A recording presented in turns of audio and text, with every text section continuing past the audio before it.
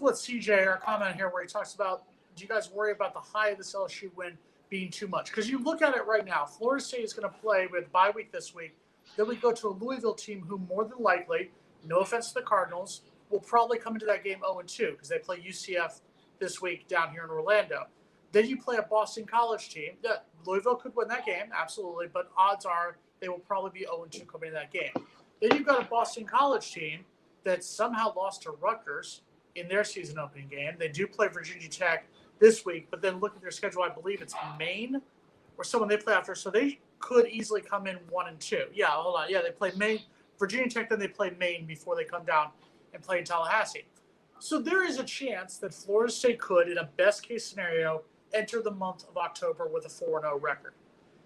Do you worry at this point about the high LSU being too much? And let's say we ride high and go into Louisville and blow a game to an 0-2 Louisville team. Does that concern you at this point? I mean, yeah, but that's typically the high is typically the week after, excuse me. So like having that bye week to kind of be able to settle you down and you kind of forget about it. And now you worry you because now you've got 2 weeks where you worry about Louisville. If anything, I'm more concerned after Louisville because it's like, what do you do? Like when you practice, like everything is Louisville. Okay, now we beat them or you lost them. Okay, what do we do now? And that's kind of the real concern. But I think like if Mike's coming at these guys and really putting the pressure on them, putting the thumb on them, like not letting them settle. I mean, I kind of like that thing but that's me speaking because these guys still got to learn to win.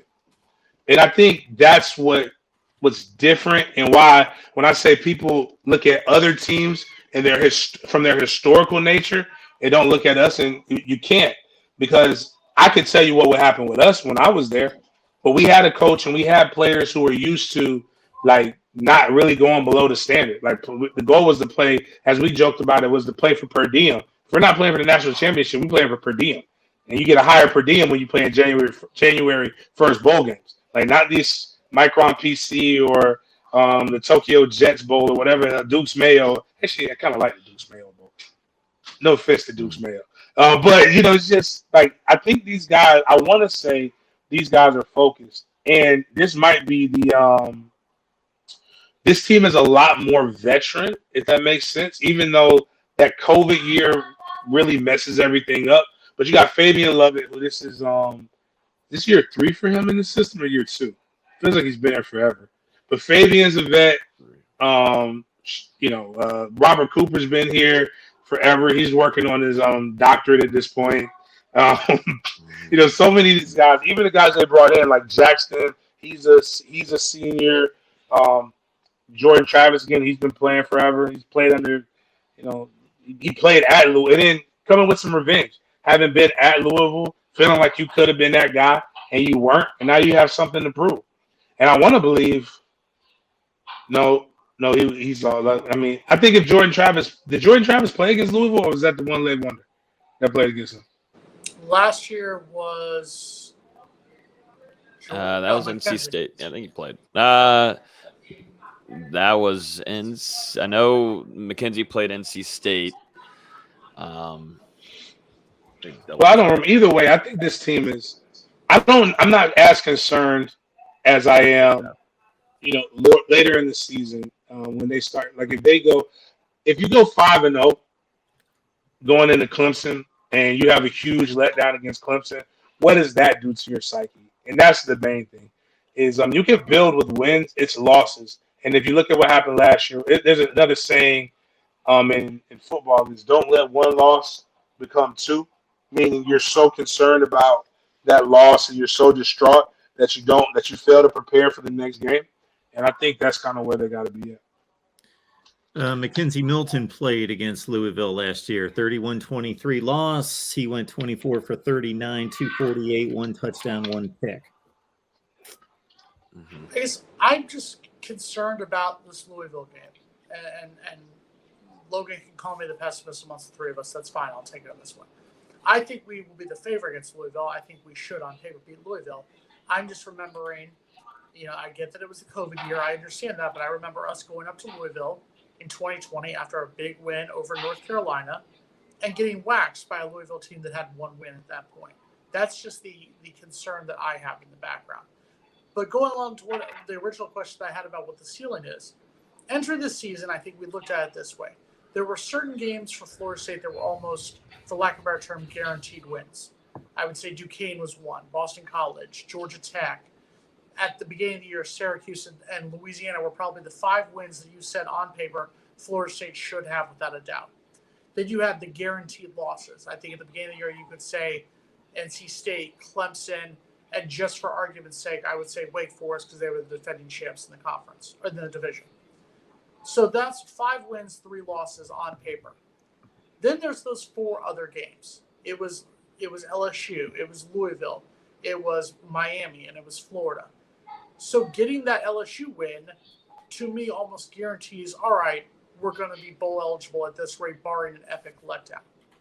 So the question then becomes, if Florida State can beat Miami, if Florida State can beat Louisville this week, and I think this is very important. If Florida State goes into the month of October with a 4-0 record, with 3 straight games against Wake Forest, at NC State, and Clemson at home, okay, if you win, let's say one of those. Let's say you beat Wake Forest, lose to NC State, lose to Clemson. All right, you go into the next bye week with a 5-2 record and Georgia Tech coming into Tallahassee on October 29th. That's right, the Georgia Tech team that looked bad against a Clemson team that didn't look that great. Anything can happen. I remember Georgia Tech beating us in the start of the 2020 season, so I'm not trying to take anything away from Georgia Tech. But I'm not saying they're good. I'm just saying that was a ball game for 3 quarters. I agree with you. But what I'm saying is at that rate, you become the favorite to beat them, and all of a sudden you're entering the month of November 6-2. You're already bowl eligible, and you have a chance to have a serious impact with the schedule in the end of the month, the end of the season that includes Miami, Florida, Syracuse, and Louisiana. That's where the question comes into play. If you're 6-2 entering the month of November, 8 wins is extremely possible. In fact, I would think it would be a disappointment to not have 8 wins at that rate, and then all of a sudden maybe just 9 wins come into play. And once again, I'm not trying to put the cart above the horse. I really am not, because I also think Florida State is fully capable of entering the month of October 2-2. This Florida State team, from what we've seen over the past couple seasons, is fully capable of beating both Louisville and Boston College, and losing to both Louisville and Boston College.